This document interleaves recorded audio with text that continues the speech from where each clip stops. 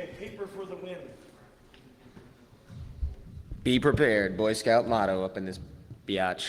All right. Obligatory photos for the website. Action shot with a clicker. All right.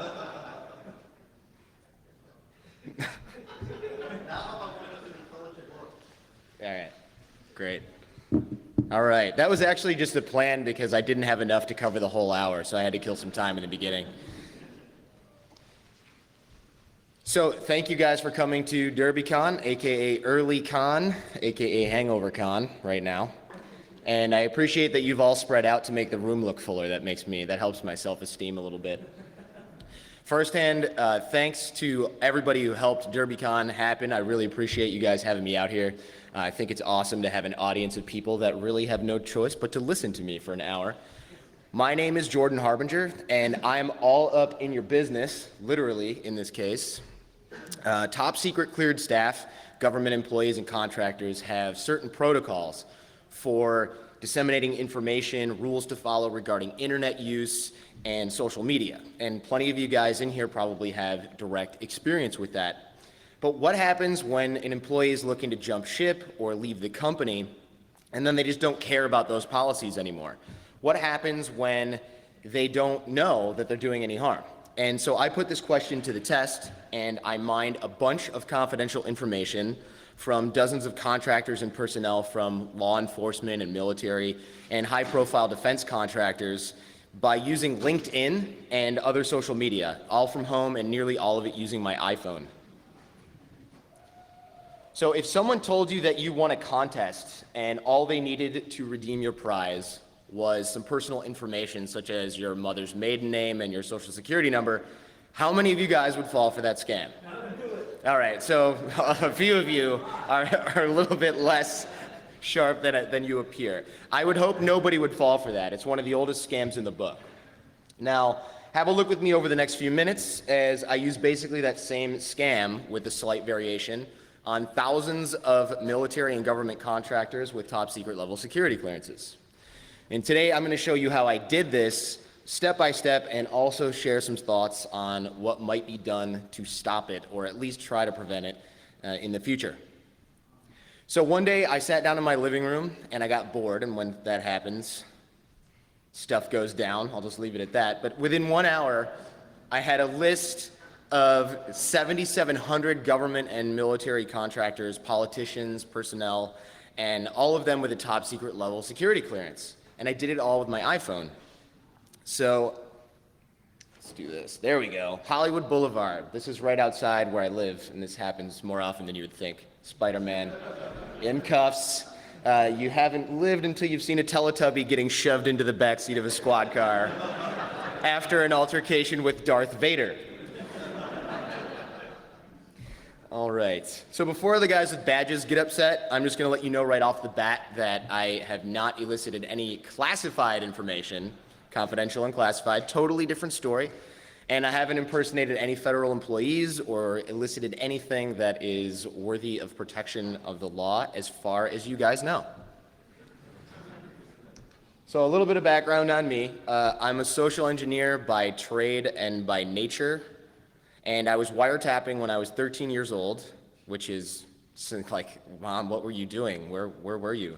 I think any statute of limitations has probably run on that by now. If not, just kidding. And so I was listening to a married couple in my neighborhood. They were getting divorced, and they were separated. They were getting divorced. So I heard the guy talking to his mom, to his wife, soon-to-be ex-wife, to his friends, and so I got a really unusual insight to social dynamics and social nature, really complicated social situations early on.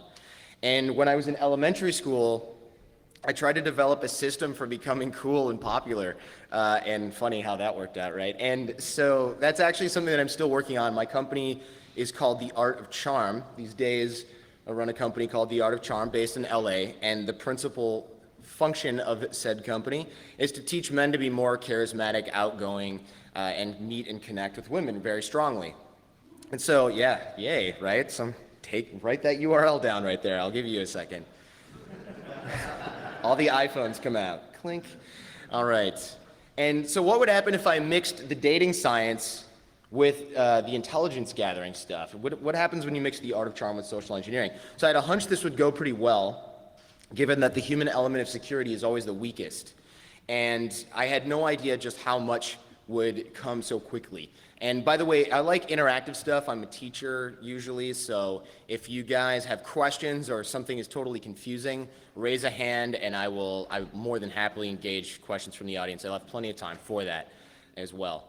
In fact, honestly, this took me 10 times more to prepare this presentation than it did to get all of the top secret level clearance people in one database in one place. So at least 10 times as much. And I definitely rehearsed it way more and came up with, the PowerPoint alone took me 10 times as much time as it did to get into the database. So one day I was sitting around headquarters at the Art of Charm. So we have live residential week-long programs in LA and New York where guys will fly in from wherever they are and they will live with my coaches and myself, and we teach them all about rapport and attraction and running through drills and things like that. And I started talking about some of the clients and what they did, and it turns out that a few guys had government security clearances and they were going through the upgrade process. And it came out that I had a government security clearance from way back in the day for some work that I did in college at an embassy overseas in South America.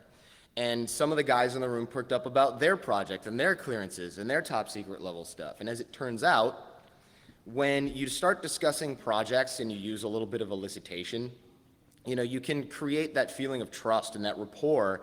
And when people start feeling like they're in similar company, they lose that inhibition to share, or they lose that inhibition to keep things secret, right? You think, okay, well, we're all computer guys here, we're all hackers here, we can talk about our projects and our exploits, and we're in good company, people will appreciate it more. We don't have to be quite as careful because we're in good company. And so I realized that with trust and comfort caused by rapport and that feeling of similarity, that the information flows really freely, even when your job, one of your principal jobs, is to keep things a secret. And so some of the principles of trust, value, and rapport and other well-established psychological principles that we use for dating at the Art of Charm can really be used for social engineering purposes. In fact, I would argue that social engineering and dating are pretty similar in a lot of ways, just that one hopefully involves a lot of authenticity, trust, and honesty, and the other one involves jacking your passwords and credit card information. That's dating. That one is dating, yeah.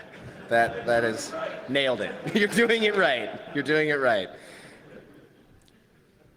One of the funniest parts about this, or one of the most sobering parts about this, was I was actually able to reproduce these types of chatter, these types of talk with guys from MI6 and other organizations that you guys have heard of, who knew when they were talking that what they were talking about was probably not something that they should be discussing openly, especially in a public place or wherever we happen to be at the time.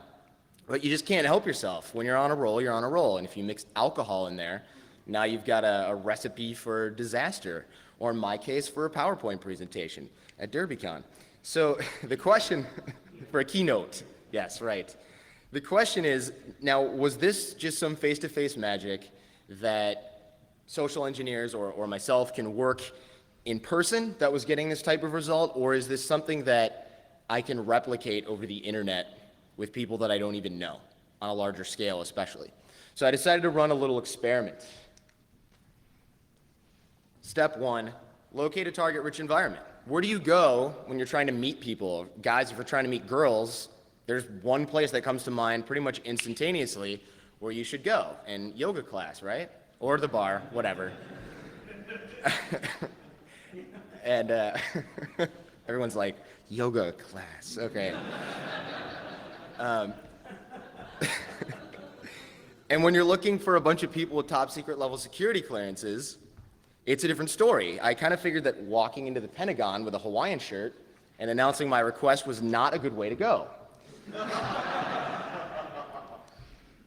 So I asked some government contractor friends which social networks they were on, and everybody was like, oh, I'm not on Facebook, I'm not on Twitter, it's so trackable and hackable and all this stuff, but I'm on LinkedIn, just to connect with colleagues and all this stuff. So how many of you guys are on LinkedIn?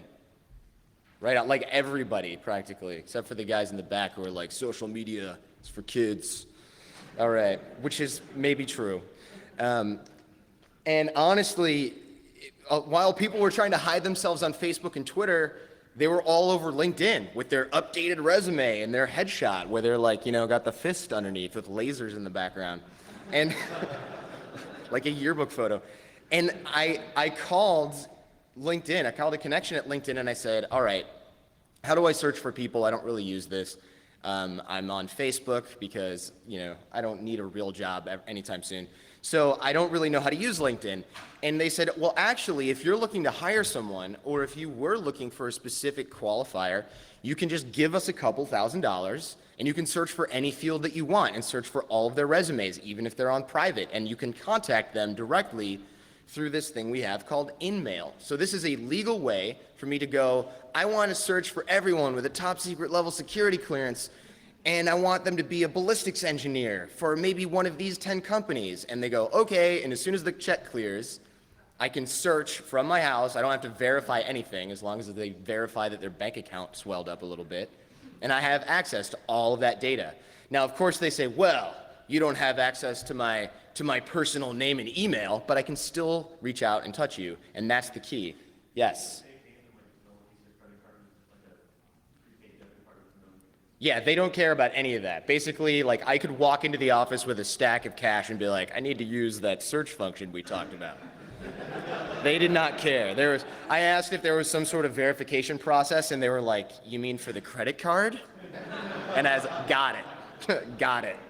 All right. So to sum up, for a little bit of cash, I can search for people with clearances and expertise that I want, and I can contact them directly using LinkedIn or InMail. And that means I can go around their work email, I can go around their HR department, I can go around their security department, and the site is designed to function in that way, because the point is, sometimes when you're looking for a new job, you don't want your employer to know, right? So LinkedIn goes, don't worry, we'll totally help you with that by making it really easy for other people to get in touch with you. Sweet. So then I need to gain access to the targets. So I thought about starting some sort of group on LinkedIn with all the top secret guys, but then I ran into two problems. One, how do I find people who are willing to join a group of people with top secret level clearances? That sounds like the dumbest thing ever. And who would be dumb enough to join that group? Who's gonna be dumb enough to be like, oh, I totally have one of those. Click, join. Well, fortunately, that problem was solved because I discovered that there was already a group of people on LinkedIn with top secret level security clearances. And I thought, all right, well, there's probably a handful here. It'll be great for this test. And I looked, and there were 7,700 people in the group.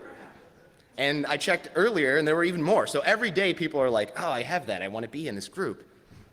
So there were intelligence analysts in there. There were scientists in there, engineers of every foreseeable field, ballistics and aerospace and everything, stuff I can't even pronounce, and even a couple of congressmen. And so some of the people in the group were a congressman from Ohio, engineers from Lockheed Martin, Northrop Grumman, Raytheon, Homeland Security officials, federal business development and sales, Air Force guys, and program directors, and even the commander of something called the 412th Test Flight Squadron. So I thought, okay, this is probably a guy who knows lots of cool stuff, right? So I didn't mess with him, though. I'm not stupid. So I had this entire list as well as access to pretty much everyone in it, and from my iPhone, again, right from the phone and from any laptop from anywhere in the world. And I did most of this from Starbucks, just in case, right? You see the suits walk in and you're like, I'm not thirsty anymore. I gotta go. So there's the group. And you can see Joshua Reese is looking, he's got an active security clearance with some science stuff and blah, blah, blah, and he's leaving the Army, so he's looking for a place to spill the beans on everything he worked on while he was there. Alrighty. So how many of you guys are in this group? Or a group like it? You can just admit it. I recognize like half of you guys, right? Okay. You're secret safe with me. How many people in that group would do the exact same thing you are? Yeah, we'll see, right? We'll see. Probably the guys that responded to the query that I sent out, but we'll talk about that in a second. So how the heck am I going to join this group, though? Like, I can't join. I don't have a top secret level clearance. This is going to be verified, obviously. They're going to look into this, right? I mean, does anybody have a guess, want to venture a guess as to how I joined this group? I clicked join. Right. And then, of course, they were like, well, you need to send an email to the moderator for verification purposes. So I thought, okay, he's going to ask for like a photograph of some kind of certificate thing that you probably get when you have this. So I sent him an email and I was like, hey, I have a top secret level clearance and I want to join the group, and here's the email. Tell me what else you need from me. And like 10 minutes later, it was like, you've been approved. So the verification process is clicking join and telling him, oh yeah, I meant to click join. So sweet, awesome, I'm in. So 24 hours is usually the usual verification process, probably slightly less time than it takes to actually get a top secret level clearance. But now I need to associate and gain rapport with targets, and I want to make sure that I have time to do that. All right. So now I was in, and it was time to see what I can dig up. I want to make sure that I get something cool, because joining this group is funny, but it's not going to impress anybody in this room. So I call Chris Hadnaggy, and I'm like, no one's going to like my talk. What do I do now? Get some information. So I'm like, okay, I can do that. No, he never said that. He said, you'd be a fool to get some information. So don't do that. And I said, cool, now I know what I need to do. So now I can see the LinkedIn profiles in their CVs and their contact information and their job descriptions, and I know exactly which company they work for if they decided to supply that for just about 8,000 people. And the problem was that I mean, obviously these guys go through some training, so they know that if someone hits them up on a network like LinkedIn, they probably shouldn't say anything about what they do. I mean, surely they have some training to that effect. So not exactly. As it turns out, people who think they're in similar company, as I said before, actually don't seem to have a problem discussing anything that they're working on, even if it's over the freaking internet, because, well, I'm in that group, so I must be TS cleared and probably am a good guy. And also, we'll get into it as well, what do you guys think people are doing in that group in the first place? Does anybody want to guess what people are doing in that group? They're looking for jobs, right. So what do you offer people looking for jobs if you want them to talk? You offer them a job. Okay, nailed it. Sharp audience, everyone's had their coffee. I appreciate that. So I needed to think about what I could offer these people job-wise that would make sense and wouldn't arouse any suspicion. So that wasn't too hard, actually. The group exists, as you guys guessed, to help people with top secret level clearances find jobs. And it seems to be a field in which a lot of guys bounce from one project to another. They come from the military and then they're like, how do I get a job in civilian life? I'm in freaking Kuwait right now. I can't interview. How do I even start? And this group is a good place for that. It's very useful, which is why I'm destroying it in this talk right now. So I started a LinkedIn profile showing that I was a headhunter so I could offer people jobs. And I made this credible simply by modeling it after other headhunters that were also in the group, or other people that were on LinkedIn, or people that I knew who were headhunters that I could call and say, hey, how do I make a fake LinkedIn profile that looks like a headhunter? And they're like, oh, here's mine, just use this, just don't use my pictures. So that was really easy. And in fact, a lot of people, you'd be surprised how many people want to help you when they think you're going to mess with other people. So, and I'm really exploiting a principle that people trust their senses implicitly. They think that what they see is what is actually there, which is interesting. And so, you know, if you look at something like this, for example, the chameleon is a classic example of this, right? It sheds predators all the time by tricking them using their own senses, and it's brilliant, because we don't question those things. So not being a real headhunter, I had to practice a little bit. So I even practiced with headhunter buddies and said, okay, what kind of questioning line would I do? And because I assume that if you're looking for a job, you've talked to maybe half a dozen headhunters already. You've already gone through this. So if I call and I'm just like, so like, tell me what you're working on right now, that might not fit in line with what everybody else has done so far. So I tried to get it, and it was relatively simple. I mean, it was really, really simple, actually. I then found a few people looking for employment to see how easily I could get them to send over a copy of their resume with personal information on it and any other details on their projects and activities.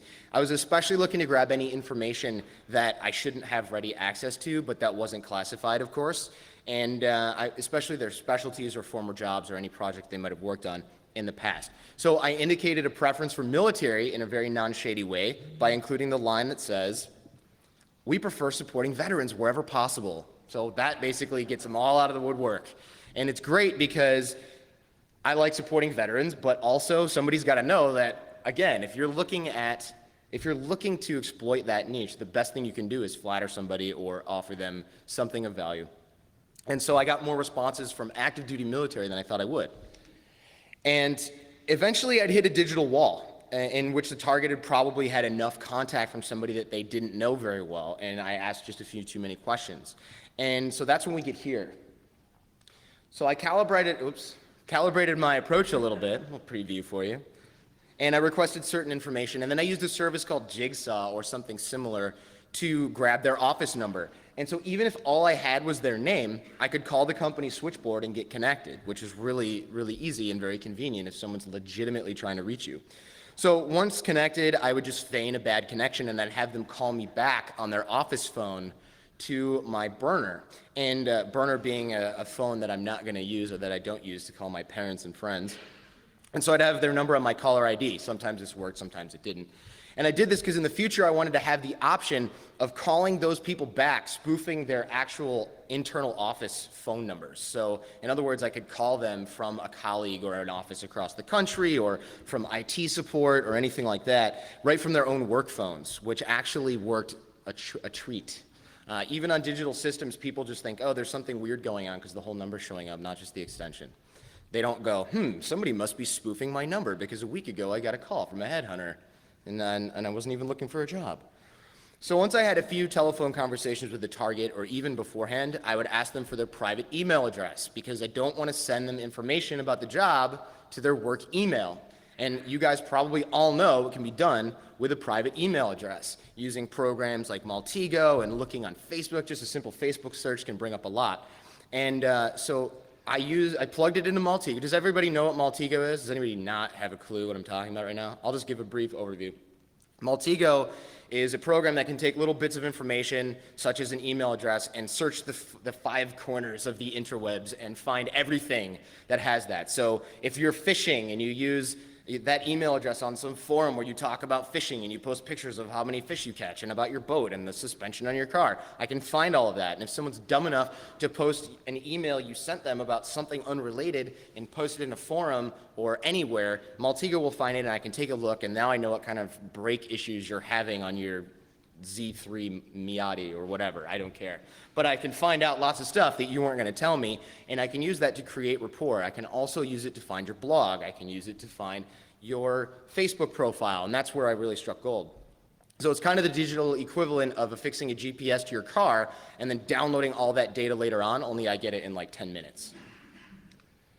So I created a fake Facebook account, female, obviously, and I molded it after a big mixture of my female friends. And someone who's appealing, especially to an engineer type, but seems real enough and accessible enough that the guy thinks he stands a reasonable chance of maybe getting a date with that girl, or gets the idea in his head. That's a good one. So here's my assistant. She looks okay from there. And that's a good one right there. Yeah. She's doing okay, right? And so this isn't the actual profile that I used, but it was very similar, and her photos were up there. And so her being an engineer, of course, that got a lot of attention from a lot of the guys that I was looking to talk to. And so I was able to, oh, there she is up close, because you know you guys were gonna look for that anyway, so I'll save you the trouble. Oh yeah, let's give you a few seconds here. So I added a bunch of my targets on Facebook, and I was able to get the privacy settings down so that if I added a few people from one company, they wouldn't necessarily see each other and be like, wow, that's weird. Chris is on there and Tim's on there. Is my whole department quitting? But one of the things I thought for sure was going to happen is people were going to go, how do you know me? But they didn't. Most of the time, the guys were like, sweet, accept. And 30% of the time at most, guys would be like, how do you know me? And I go, oh, Facebook suggested we become friends. And they were like, okay, because everyone's just like, fine, whatever. There's that little suggestion box. Nobody thinks that that's weird for some reason.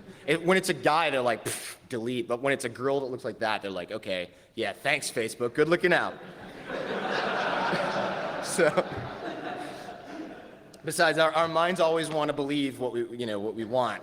That we always want to think that type of girl totally would want to be friends with me. And if this principle weren't true, there would be a lot fewer people who think they can walk around wearing spandex. You guys know who you are. Yeah. You're welcome. You're welcome. All right.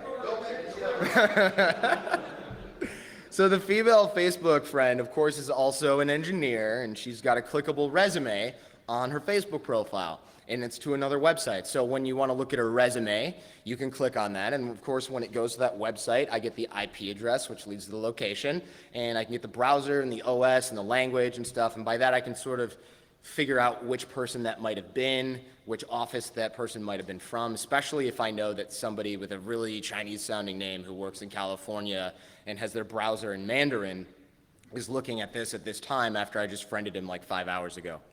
So I can guess that that's who that is. Now I know where they are, what browser they're using, etc. And all you tech guys know what you can do with some of that, given a few other facts. Now, of course, there's also another link with her most recent vacation photos, and that, not surprisingly, got a lot more clicks than her resume. So you guys are thinking, oh, great, so what? So you're friends with some defense contractor on Facebook, who the hell cares? And that's fair. But the damsel in distress type of ploy tends to be ripe proving grounds for eliciting information. In a pretty girl asking an engineer for confidential information or classified information, theoretically, hypothetically, etc., is a lot easier than you might think. And of course, none of this is done in real time. So if I get a message with a question back, I have like 5, 10, 24, 72 hours to craft a pretty perfect response. And I can call people and ask what they would do. And if they ask a career-specific question, I can get the real answer from somebody who actually knows what they're talking about. And so that actually turned out to be shockingly easy. And you can do tons of research and prep on the fly. There's also the fact that she's sharing plenty of information about herself too, right? I've got a whole persona for her. I've got a matchmaker that works with us at the Art of Charm, so she's helping me craft the perfect girl for each target. Like, this guy's into this, he probably really loves this, and this. So then, of course, our female engineer becomes that girl overnight and immediately with an hour phone call to the matchmaker. So even her resume is tailor-made to impress the target, and she makes him feel important by having him take a look at her resume as well. So, yes. Were you creating multiple profiles? Yes, multiple profiles just in case that there was one. But I did sort of have like a basic cookie cutter girl with a lot more blanks than information filled out, so that I could fill it in with just whatever I needed to in the email. So, if the guy seemed like he wasn't sporty, I didn't have her be like yoga, running, dancing, because that would be a little intimidating. I'd have her be like movies, video games, right? So you don't want to write all those things in. Just saying, it's true, no hate. So Robert Cialdini, a psychologist, has a principle called reciprocity. The more she shares about herself, the more the target feels secure in sharing about himself. And in one case, a more careful target was like, well, I'm not going to tell you where I work. I'm not going to tell you my location. I'm not going to share project data with the recruiter online. However, once she asked him to meet for coffee to talk about jobs, he could not wait to disclose his location and his email address and what he was doing, and that he was free for the next 18 days. And so, that was much faster than LinkedIn, because of course she would write back on LinkedIn, listen, I don't use this that much, but if you just send me an email, it's a lot easier. So I was then able to use his personal email to find his Yelp account. Everyone probably knows what Yelp is, but if not, it's a site where you do business reviews online. And the approximate area, by looking at what he's reviewed, I can find out basically where he lives. If he's reviewed 20 Thai restaurants and coffee shops in Albuquerque, I know he probably lives really close, works really close, or lives there. Now, of course, the girl was thinking of applying to his company and possibly moving closer to home, or closer to her parents in that case, and conveniently located in the area where she was working. So that was a great coincidence for him that this really pretty girl in his field was thinking about maybe moving there, and he was going to do everything he could to sell that idea. So let's recap. I now have facility locations, department names, project names, target resumes, spoofed internal phone numbers, and target social media profiles. And I've got that all without any real technical skill at all. The most technical thing I've done so far is look at a server log for their IP address, which everybody, my mom probably knows how to do that. So there's no real technical exploit here. There's no systems that have been compromised. There's no, the only system that's been compromised is common sense and rationality or due diligence on the part of the target. So now I can proceed to hypothetically eliciting classified information. And now that I have tons of information about the company, the facilities, and how things work from the inside, from the types of computers they use, and even their phone systems, I know that I can call target number 2, maybe a supervisor, but not the target's actual supervisor. And I can call from an internal number or an employee cell phone, and I can ask, since I have plenty of knowledge about the company itself, I can ask about, if I was meeting with a headhunter for a job, what information should I maybe not discuss? So now I'm getting well, make sure you don't talk about this, and this, all these things that I didn't know existed before. But of course, somebody in that department, it would be common knowledge. And I can now take that innocuous information and repeat this process over and over. Hey, I was wondering if I could discuss this, but I am wondering what aspects of this are really like under the table and what else I can talk about. Well, let's break this down into 5 parts. So now I can start mapping some of the things that they're talking about in detail. And you'd be surprised, once somebody knows a little bit, it's like a keyhole, right? You can really go in that, you can open that door and people are like, well, if you know that much, you obviously know all this other stuff. So let's just recap that right now. And I discussed vaguely what I'm working on, and I asked which topics I should avoid, right? And I'd love to share this cool list of stuff that I got with you, but of course our lawyer at the EFF put the kibosh on that like really fast. I know. Sad trombone. So my original goal with the experiment was just to do that, but that was so easy, I thought I would take things up a notch or 10. And how much time do I have? Is anybody keeping? Oh, sweet. Awesome. So once I found somebody willing to jump ship, I decided to contact them privately through email, and I enticed them enough to want this information about this new job. So in order to get this new job, I needed them to sign an NDA, because it's a pretty sensitive career. So I made sure to sign over an NDA, or send over an NDA to get signed and then sent back to me. So now I have their signature.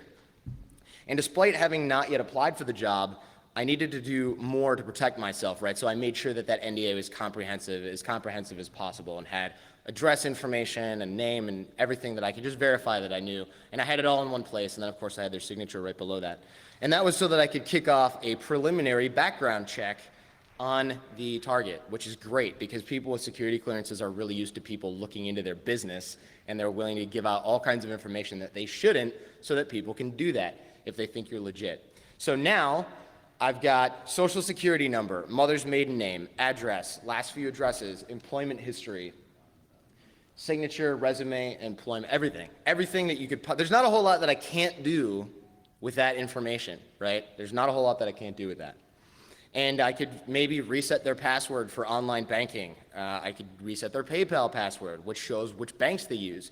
If I got into their banks or their credit cards, I could find out which financial transactions they were doing, where they were spending most of their money, whether they had a lot of debt. I could also figure out whether or not they were using a cell phone. Of course, everyone was, which carrier they were using. And then, of course, I would go into their cell phone call records and go, okay, cool, this is probably their mom. This is where they grew up, because that's where the area codes are concentrated. Here's their best friend. Here's their office. Here's all the people they text all the time. So think about that. Think about that. The call history shows me who your closest friends and family are, and I already have all this information. I also have your direct deposit in your bank account, so I know how much you get paid, which is good, because as a recruiter, I want to make you a juicy job offer that pays you quite a bit more money than you're making now, but not a ridiculous amount that's off par with market or something that makes you go, wait a minute, what? I don't understand this, and raises any red flags. So more importantly, I can see if somebody has debt and how much, because that's really the key. You can make $1 million a year, but if you owe people $10 million, you're broke. And I can also now call tech support for this guy's company, prove that I'm him, and have them help me install a VPN on my computer so that I can log into the machines at the intranet while I'm away on business, which is great.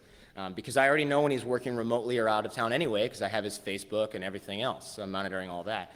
And even more devious, if I was a real bastard, I could use TripIt or just his Facebook status updates, and I could see when he's traveling for work or just not home, and I could probably go house sit for a few hours and clone any hard drives I wanted or take a look at anything I really wanted in his personal office. So imagine the consequences with that, right? I'm an honest dude for the most part with an iPhone, a laptop, an internet connection, and way too much time on my hands. And if I can do this in just a few hours, imagine what could be done with a budget or a team or people who don't care about US law, for example. And instead of waiting for a business trip of unknown duration, if I had a budget for this, I could just fly the target out along with his whole family to ensure an empty house to a nice recruiting retreat, which I'm sure plenty of you guys have seen. You know, come work for us. Look, we're going to have this thing at this resort. You can go with your family. Most of it's free time, and you just have to attend a few presentations about our company so we can entice you to work here. Meanwhile, their house is empty, and the rest of my team is in their garage looking under the hood of the car, et cetera, et cetera.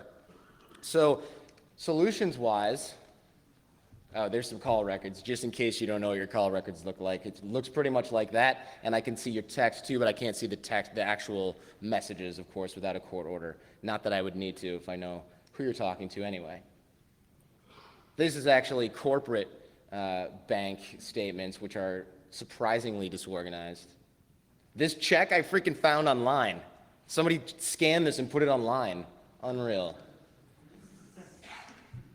So this is what I'm doing while you're there. I'm breaking into your shite. Yes. So the solutions are obvious, right? Training. Sure, you've got policies with respect to social media in your company, and you've got this classified info, and you know you're not supposed to divulge all this stuff. But if someone's ready to jump ship, if you don't care about the company anymore, you don't give a crap, right? You don't care. You think, well, I'm not really doing any harm. I'm just looking for another gig. I'm not really hurting Raytheon by talking about this stuff. They're not going to, he's a recruiter. What's he going to do? He just wants to know. No big deal, right? Of course, you don't know that there's a malicious angle to it because you're not thinking about that. You're just looking out for yourself. And so a company like White Hat Defense or a short list of other highly qualified trainers can work miracles. And if you have training already, a lot of you are like, well, I already have training. I'm good. You know, when's the last time you took the class yourself? And when's the last time you gave it to your staff? And also, do you remember what you learned in that class? Because I know that I took a course a few months ago, and already your retention rate, you don't remember 80% of what you learned, even if you were there for 4 straight days. So if you don't remember what's taught, you know damn well that nobody else on your team does. And if you think that your staff would never fall for this, I'd like to just recount a brief story that happened to us at the Art of Charm. We were moving from New York to LA, and we decided, okay, cool, we're gonna go to Europe for like 6 weeks in between these two things, right, these two locations. And so we're gonna pack all of our earthly belongings, and we're gonna send them through the shipping company with a big crate and put them in a storage unit, and then we're gonna come back and have them ship all that stuff to LA. And that was a great idea, except when we got to LA, we called the company, and their number didn't work anymore. And then when we Googled and investigated and found, different locations and a map and the warehouse that they used. So I called the warehouse, and the kid who worked there was like, yeah, they went out of business like 3 months ago, which is funny because I just hired them like a month and a half ago. And so all of our stuff was gone. And he looked and looked and looked, and we called him like every day, and we offered him $1,000 if he could find our stuff. And finally, some good news came back, and he had some of our stuff. So he packed it all into a box, and he mailed it over. And out of the 26 boxes of crap that we sent to this storage unit in Pennsylvania, we got 13 boxes back. All of the valuable stuff was gone, and all of our clothes were soaked in all of our toiletries. It was great. So all of that stuff was ruined. And obviously, it had not only been ransacked, but I mean, everything was ripped open. And what was really missing besides the electronics was all of our luggage, which I assumed they used to carry away our electronics. So basically, if you are thinking I would never fall for this, realize that everybody can fall for this. It doesn't matter how sharp you are. My assistant who found that company, I'm going to put the blame on her, obviously did her homework as much as she could have and just found a place that the price matched, called, the guy was nice on the phone, and fine, you're hired, right? So I would propose an independent HR department or security department where people don't feel as isolated. Because the thing is, people make stupid decisions. They don't think critically when they're isolated. And if you're looking for a new job, you can't tell your boss, you can't tell your colleagues, you can't tell HR because you don't want to get fired. But the problem there is, a lot of the information that I elicited would never have come out if people were like, hey, I'm talking to this recruiter and he just needs to know a few things about what we're doing here. Do you really think that's a good idea? You probably should just tell me you can't tell him that, and he'll have to understand. Oh yeah, maybe I should do that. But if you can't bounce that off of anyone else, you're just going to do what I ask you to because you don't know any better and you want that job so bad. And this is why con men and salesmen operate best in a vacuum, right? If you are thinking critically, if you have a moment to think, that's why you have an exploding offer or a time constraint. If you have a minute to think, a lot of times you're going to choose the right decision, which is keep your freaking trap shut. Someone's going to poke holes in that. Basically, in conclusion, obviously the human element of security is the weakest, always, and it always will be. The sophistication of our systems improve all the time, but the software that's in your brain really doesn't. In fact, it degrades over time as we become complacent. And I'm going to skip the ending story that I had for y'all because I think you guys are pretty sharp and obviously understand the ramifications of this. But essentially, when I was in college, our computer lab kept getting robbed over and over and over again. And finally, they installed a key card thing where you had to insert your student card to go in and use the computers. And they still got their stuff stolen. And they finally they installed all these other locks and these verification things, and you had to sign in and everything. And then they finally installed a really expensive video surveillance system. And they still got robbed, but when they reviewed the tape, they finally realized how these guys were getting in. And the way they were getting in was they were knocking on the door and telling whoever was there that they forgot their card, and they would wait till everyone left, and then they would steal all of the stuff. So no matter how expensive your locks are, no matter how awesome your security system is, it's not worth the crap if someone's gonna open the door from the inside. So I'll leave you with a quote from Paul Wilson of BBC's The Real Hustle. He says, "If you're the type of person that thinks they can't be conned, then you're exactly the type of person that I would like to meet." Thank you.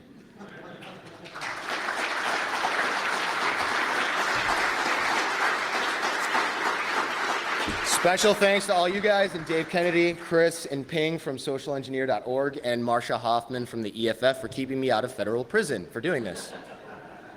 Hopefully. So far.